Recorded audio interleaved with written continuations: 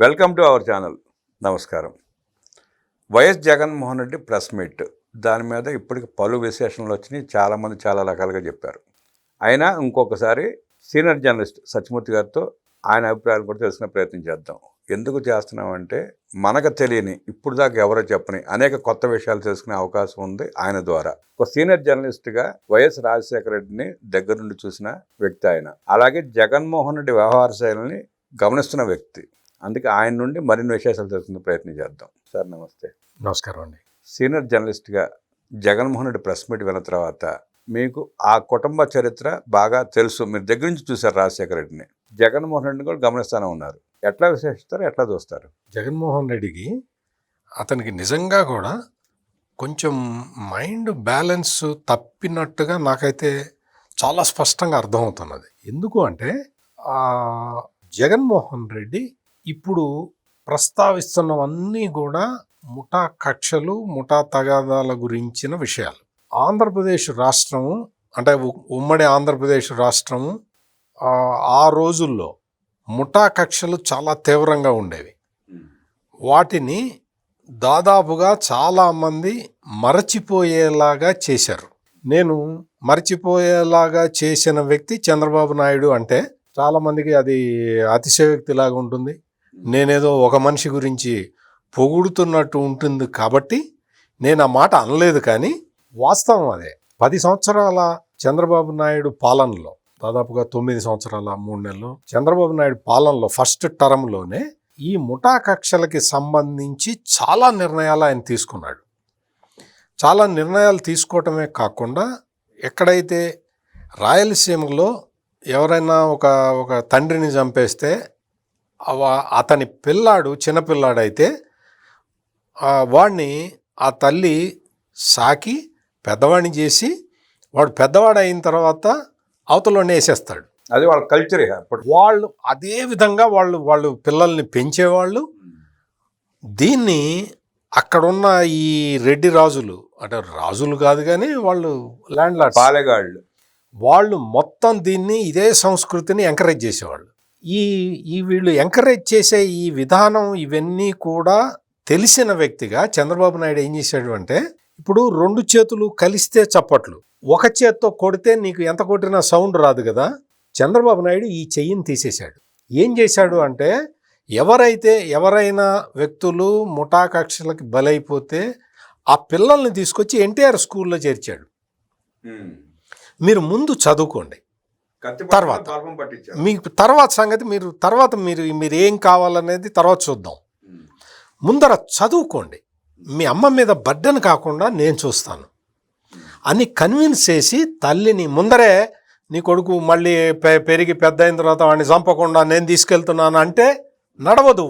తల్లి కూడా పంపించదు. నీ మీద భారం లేకుండా నీ పిల్లాడిని నేను సాకుతాను అని చెప్పి అక్కడి నుంచి పిల్లల్ని షిఫ్ట్ చేశారు ఎన్టీఆర్ స్కూల్కి. ఎన్టీఆర్ స్కూల్కి షిఫ్ట్ చేసిన తర్వాత అప్పట్లో ఒక గండిపేట ఒక్క దాంట్లోనే ఉండేది.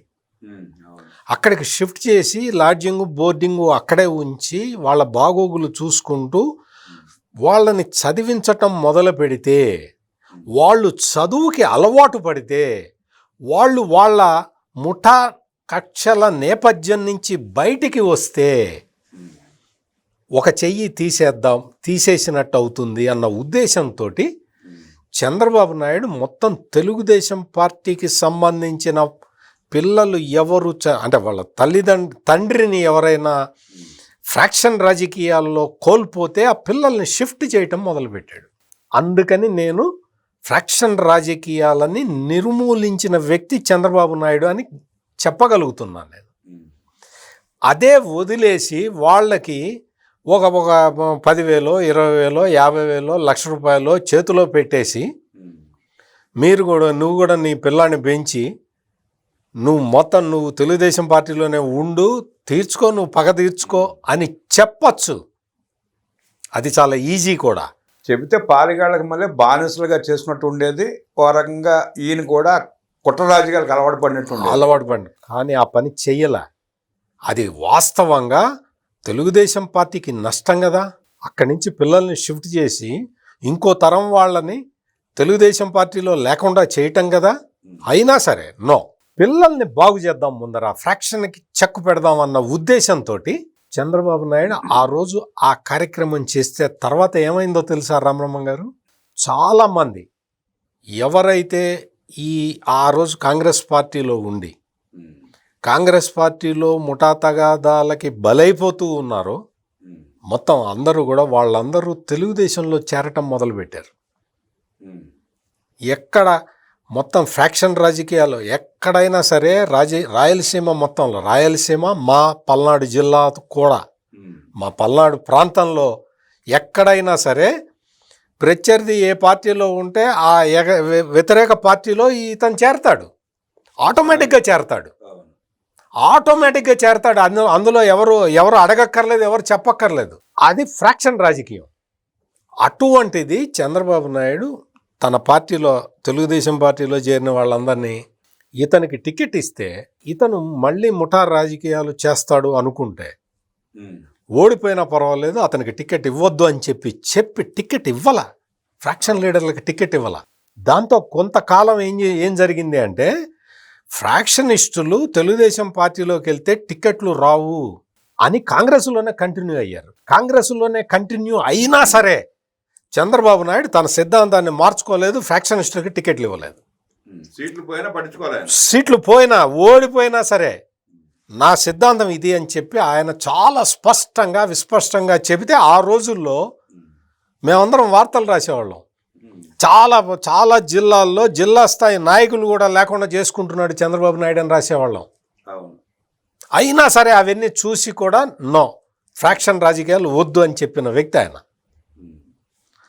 అటువంటి వ్యక్తి మీద ఒక చంద్రబాబు నాయుడు ఒక మర్డరర్ అనే ముద్ర వేయటానికి నిజమైన ఫ్రాక్షనిస్ట్ అయిన జగన్మోహన్ రెడ్డి విశ్వ ప్రయత్నం చేస్తున్నాడు మొదటి నుంచి. ఇప్పుడే కాదు, నిన్న ప్రెస్ కాన్ఫరెన్స్లో కాదు, మొదటి నుంచి అతను చేస్తున్న పని అదే.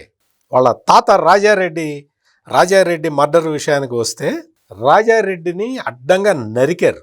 ఎందుకు అంటే అంతకు ముందు రాజారెడ్డి చేసినన్ని హత్యలు ఉమ్మడి కడప జిల్లాలో ఏ వ్యక్తి చేసి ఉండడు. అసలు ప్రపంచంలో కూడా ఎవరు చేసి ఉంటారండి? ఎవరు చేసి ఉండరు. రాజారెడ్డికి వ్యతిరేకంగా మాట్లాడాలంటే కూడా భయపడే రోజులు ఉండేవి. భయపడే రోజులు. ఎట్లా కంట్రోల్ చేయాలో చంద్రబాబు నాయుడుకి కూడా అర్థం కాల. చంద్రబాబు నాయుడు కూడా ఎట్లా చేయాలి, ఈ ఫ్రాక్షన్, ఈ కుటుంబాన్ని ఎట్లా నిలువరించాలి అనేది అటువంటి రాజకీయాలు అంటే మర్డర్ పాలిటిక్స్ చేసే వ్యక్తి వైఎస్ రాజారెడ్డి. ఈ రాజారెడ్డి చేసే ఈ అరాచకాలని మీరు, నేను, చంద్రబాబు నాయుడు లేకపోతే ఆ ఊళ్ళో ఉన్నవాళ్ళు అసహించుకోవటం కాదు. సాక్షాత్తు వైఎస్ రాజశేఖర్ రెడ్డి, ఆయన సొంత కొడుకైన వైఎస్ రాజశేఖర్ రెడ్డి, వైఎస్ వివేకానంద రెడ్డి కూడా ఈ వద్దు నాన్న, ఇవి చేయొద్దు నాన్న అని ఇద్దరు చెప్పేవాళ్ళు. రాజారెడ్డికి చెప్పేవాళ్ళు, వద్దు నాన్న, ఇవి వద్దు నాన్న, రక్తపు కూడు నాన్న, మనం తినద్దు నాన్న అని, మారుదామని. అందుకనే మీరు గమనించండి, చెప్పింది మిగిలిన వాళ్ళు అంటే రాజారెడ్డి కొడుకుల్లో రాజకీయాల్లోకి వచ్చింది వివేకానంద రెడ్డి, రాజశేఖర రెడ్డి ఇద్దరే. మిగిలిన వాళ్ళందరూ వాళ్ళ వృత్తి వ్యాపారాల్లో ఉన్నారు. ఒక ఆయన డాక్టర్గా ఉన్నాడు, అట్లా రకరకాల వ్యాపారాల్లో వాటిట్లో ఉద్యోగాలలో వాళ్ళు ఉన్నారు. రాజకీయాల్లోకి వచ్చిన ఇద్దరు కొడుకులు కూడా తండ్రికి చెప్పేవాళ్ళు, వద్దు రక్తపు కూడు వద్దు అని.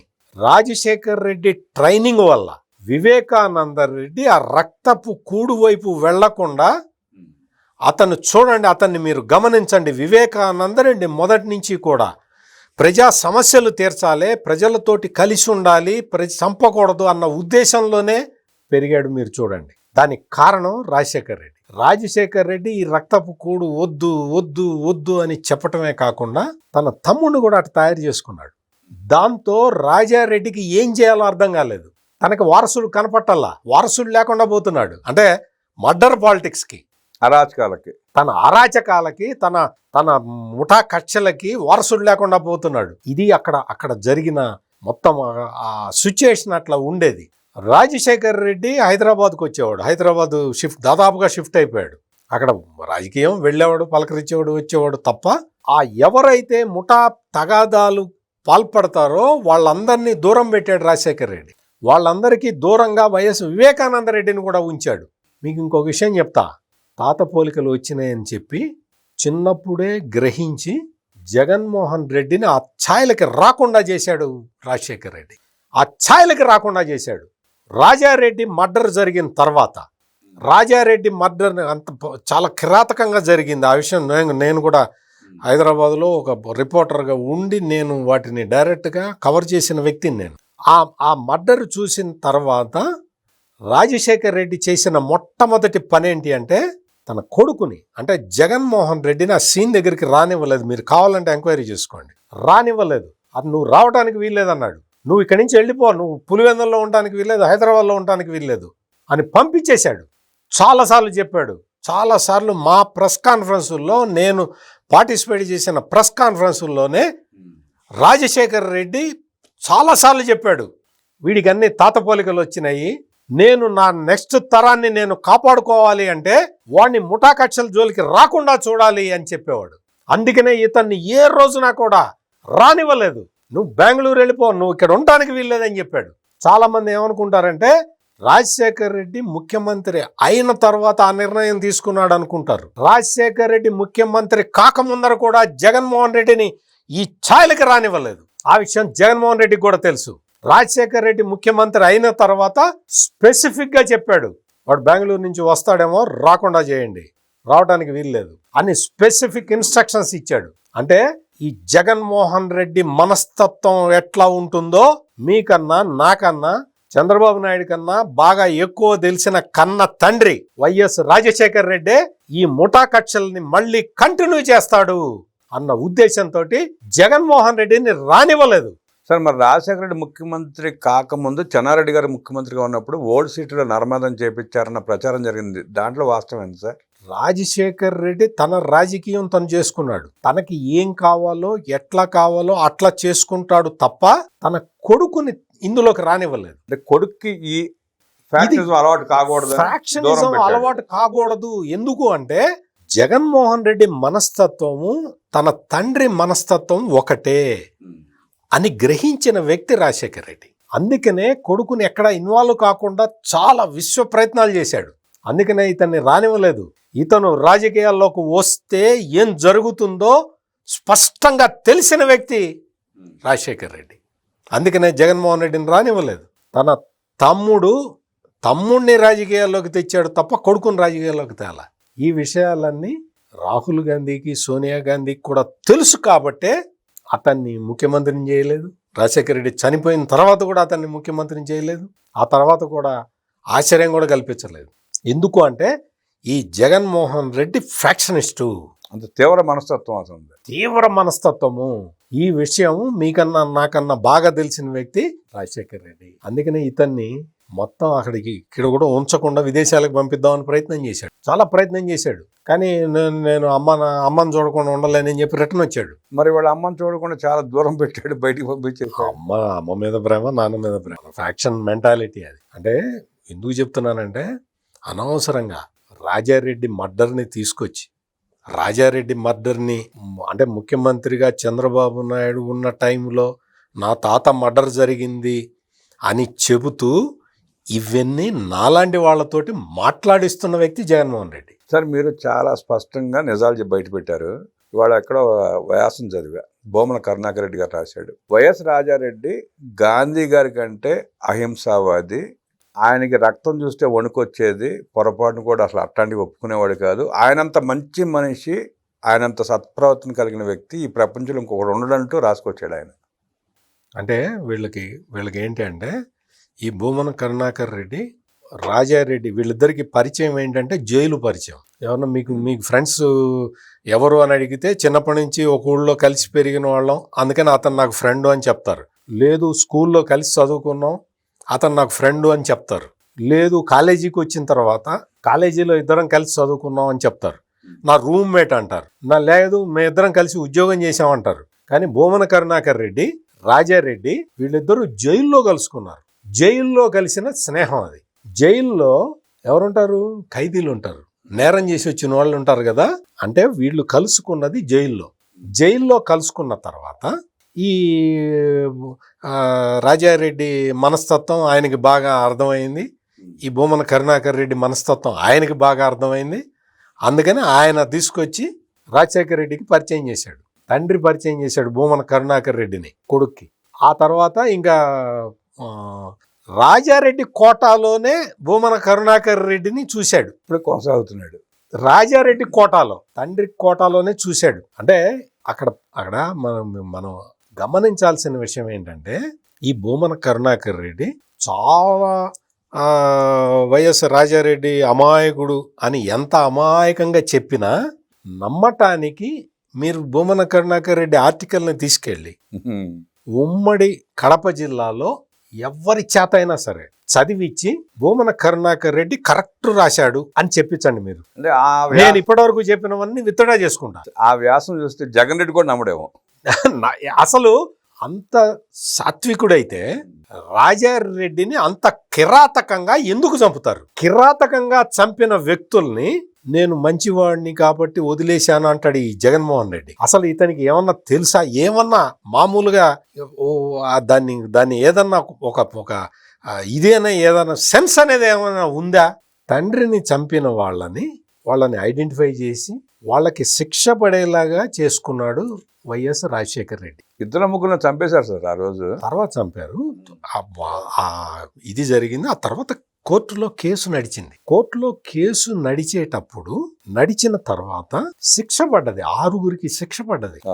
6 వాళ్ళకి లైఫ్ ఇంప్రిజన్మెంట్ పడ్డది. మీకు ఆ మొత్తం శిక్ష పడ్డ తర్వాత అదంతా జరిగే క్రమంలో ఏ రోజున కూడా ఎవరిని కూడా కాపాడే ప్రయత్నాన్ని చంద్రబాబు నాయుడు చెయ్యలే. ఎందుకు చేయలేదు? తను చేయాలంటే చేయొచ్చు, కానీ ఏ రోజున కూడా రాజశేఖర్ రెడ్డి ప్రయత్నం చేసుకుంటూ ఉన్నాడు. వాళ్ళకి చట్టపరంగా మేము ప్రెస్ కాన్ఫరెన్స్లో కూర్చొని ఉన్నప్పుడు దీనికి రిటాలియేషన్ హత్యలు ఉంటాయా అని అడిగాం మేము. అప్పట్లో హైదరాబాద్లో రాజారెడ్డి మర్డర్ తర్వాత ప్రెస్ కాన్ఫరెన్స్ పెడితే మేము రిపోర్టర్లు అందరం మేము అడిగాం, దీనికి రిటాలియేషన్ మర్డర్లు జరుగుతాయి కదా అని అడిగితే రాజశేఖర్ రెడ్డి ఏం చెప్పాడో తెలుసా? దీని మీద ఈ హత్యకి సంబంధించి ప్రతీకార హత్యలు జరగకుండా నేను శతవిధాల ప్రయత్నం చేస్తాను అని చెప్పి రాజశేఖర్ రెడ్డి క్లియర్గా చెప్పాడు. ప్రతీకార హత్యలు జరగకూడదు అనేది రాజశేఖర్ రెడ్డి చెప్పిన మాట. ఈ రోజున ఈ జగన్మోహన్ రెడ్డి ఏం చెప్తున్నాడు? నేను ప్రతీకార దాడులు చేస్తాను అని ఇప్పటికి ఇన్ని సంవత్సరాల తర్వాత నేను చంపుతాను వాళ్ళని అని అంటున్నాడు. నేను మంచోడిని కాబట్టి ఇప్పటి వరకు ఊరుకున్నానంటే అర్థం ఏంటి? నాకు ఛాన్స్ వస్తే చంపేస్తా అనే కదా, నాకు ఛాన్స్ వస్తే అందరినీ నిర్మూలిస్తా అనే కదా జగన్మోహన్ రెడ్డి మాట్లాడిన మాటలకి అర్థం.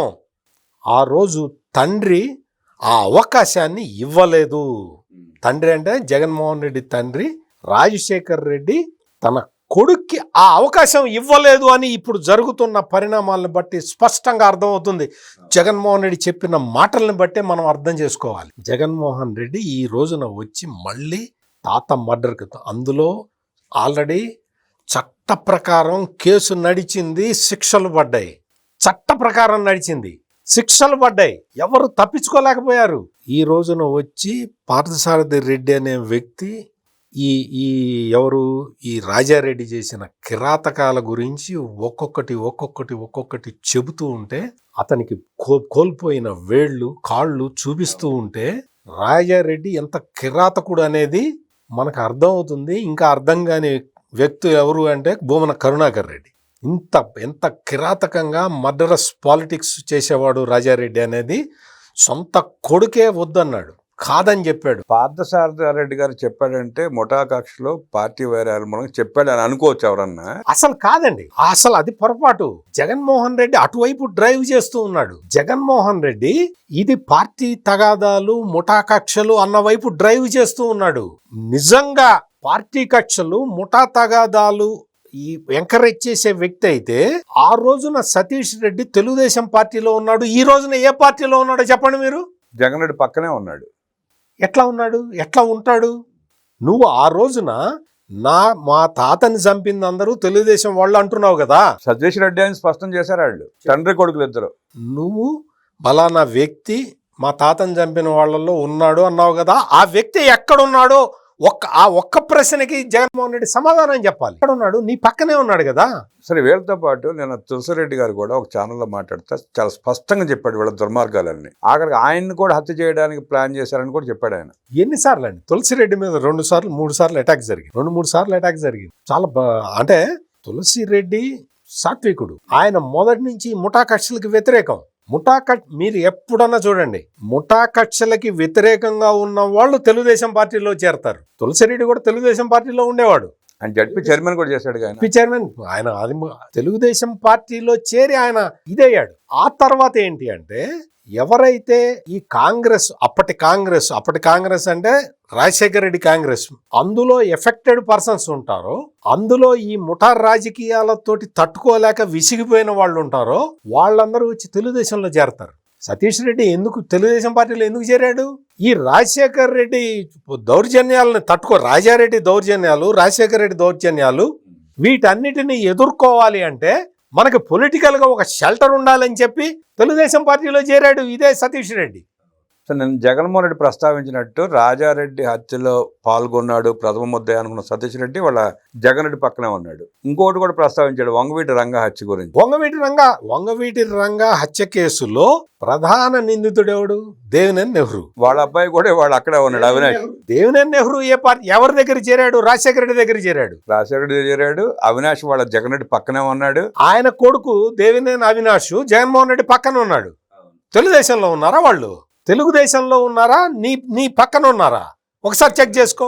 జగన్ రెడ్డి పక్కన ఉన్నాడు. జగన్ రెడ్డి ఇంటి పక్కన 5 ఎకరాలు క్లియర్ చేసి సుఫారీ కింద ఇచ్చారని కూడా ప్రచారం జరిగిందిగా. అంటే ఇటువంటి మర్డరస్ పాలిటిక్స్ మీకు పరిటాల రవి మర్డర్ కేసులో షార్ప్ షూటర్ మొద్దుసీను పరిస్థితి ఏంటి? మొద్దుసీను మా ఊరు అతనే, నర్సరావుపేట అతను. అంటే వాళ్ళకు చిన్న పూర్ ఫ్యామిలీ, ఏమి ఈ పూర్ ఫ్యామిలీ. అటువంటి వ్యక్తిని తీసుకొచ్చి ఎంకరేజ్ చేసి పని పూర్తి అయిన తర్వాత ఏం చేశారు? చంపేశారుగా. మొద్దుసీను చంపిన ఓం ప్రకాష్ కూడా చంపేశారుగా. అతను కూడా అనారోగ్య కారణాల వల్ల జైల్లో చనిపోయాడు. అంటే ప్రతివాడు అంతే, ప్రతి వ్యక్తి అంతే. మీకు వివేకానంద రెడ్డి మర్డర్ కేసులో ఉన్న వాళ్ళందరూ, ఆ సాక్షులందరూ ఎట్లా చచ్చిపోయారు చూడండి. మీకు చూసారు అక్కడ పరిటాల రవి గారి మర్డర్కి వివేక మర్డర్కి సారూప్యత ఉంది. అక్కడ సాక్షులు లేచిపోతారు, ఇక్కడ సాక్షులు లేచి అంటే వాళ్ళు ఏ మర్డర్ చేసినా దానికి సాక్ష్యం కూడా ఉండరు. సాక్ష్యం కూడా ఉండదు, నిరూపించలేరు. మరి అదే రాజారెడ్డి మర్డర్ కేసులో మరి సాక్ష్యాలు ఎట్లా దొరికినాయి? నిందితులకి శిక్ష ఎట్లా పడ్డది? అంటే ఆ రోజున్న తెలుగుదేశం పార్టీ పట్టించుకోలేదు. ఈ వ్యవస్థ మనకు వద్దు, ఈ ఫ్యాక్షనిజం మనకు వద్దు, ఎవరి శిక్షలు అనిపించాలని ఉద్దేశం వదిలేయబట్టి శిక్షలు పడ్డాయి. ఎగ్జాక్ట్లీ నేను చెప్తున్న పాయింట్ అది, నేను డ్రా చేస్తున్న కంక్లూజన్ అది. రాజారెడ్డి మర్డర్ కేసులో మరి శిక్ష పడ్డది కదా 6గురికి. ఎట్లా పడ్డది? తప్పించలేరా? సాక్షుల్ని చెరిపేయలేరా? సాక్షుల్ని లేపేస్తే